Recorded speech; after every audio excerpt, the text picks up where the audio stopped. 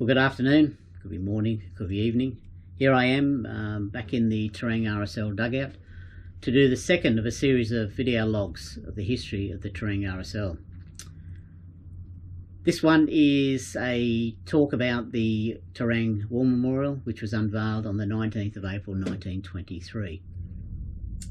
This is an extract from a booklet which was produced back in 2018, which commemorated the 100th centenary of Armistice, and it's all about our memorial. This is an extract from the Camperdown Chronicle from the 10th of April 1923. It reported, Terang Soldiers Memorial, unveiling next Sunday, Sir Harry Chevelle to perform the ceremony. So next Sunday will be an important day in the history of Terang and District, for on that day the very fine soldiers memorial provided by the generosity of Mr. Black and the McKinnon brothers is to be unveiled. It is anticipated that the ceremony will be witnessed by a very large crowd of people, and no doubt many from Camperdown and District will be present. The unveiling ceremony is to be performed by Lieutenant General Sir Harry Chevelle. This is another extract from the Camperdown Chronicle. Terang Soldiers Memorial unveiling on the 19th of April 1923.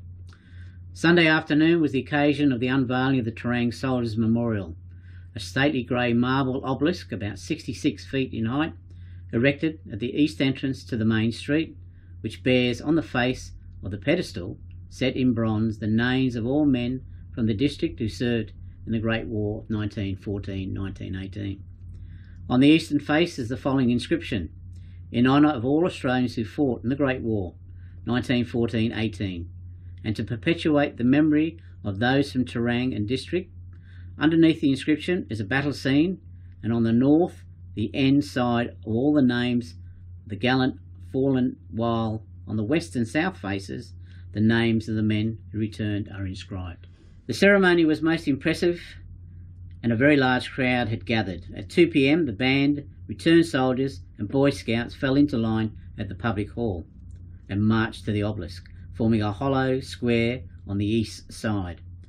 During the interval proceedings, the arrival of Lieutenant General Sir Harry Chevelle, the band played suitable selections which were much appreciated.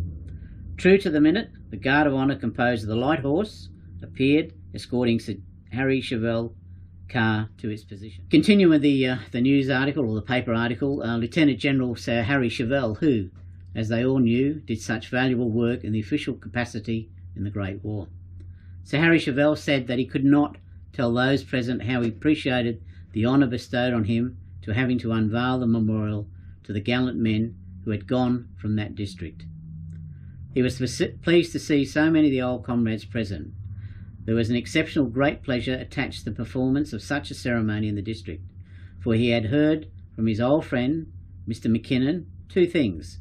The first was that Terang and District had sent away mere men than any other of its size, and secondly, that there had been large sums of money and big supplies from the Comforts Fund and Red Cross and other organisations sent from that district.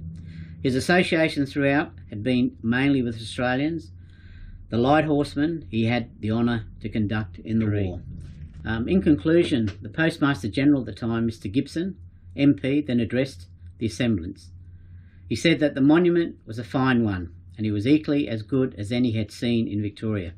He congratulated those gentlemen who erected the obelisk, for it was erected at the entrance to the main street and would stand to show generations for years to come what took place in the Great War. At the end of the ceremony, Mr. Black handed over the deed of gift to the Shire President, Mr. Manifold. Mr. Manifold said that he was pleased to receive the deed of gift that day. He considered was the biggest in the history of Terang since he has been in the district, and it would also be the biggest day in the lives of Mr. McKinnon, the brothers McKinnon, and Mr. Black. The monument would be everlasting memory to the fallen heroes and soldiers who went away from our district. And also remembering on our memorial we have plaques to those from Korea, Vietnam, World War II of course, and hopefully present day Afghanistan and Iraq. That's the plans in the future. So today our memorial stands tall, stands proud within our community and district. That's only just a short, brief history of our memorial. If you want to know, or if you'd like to know any more, I'll get my grammar right, I'll actually be publishing this particular book on the website terangrsl.com.au in PDF format.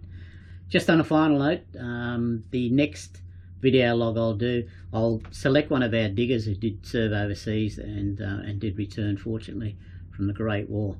So for those who are viewing, stay safe. We're not sure what the future holds. One would hope that it's going to be positive, but just keep in touch with friends and family, and just take care. And thanks for watching.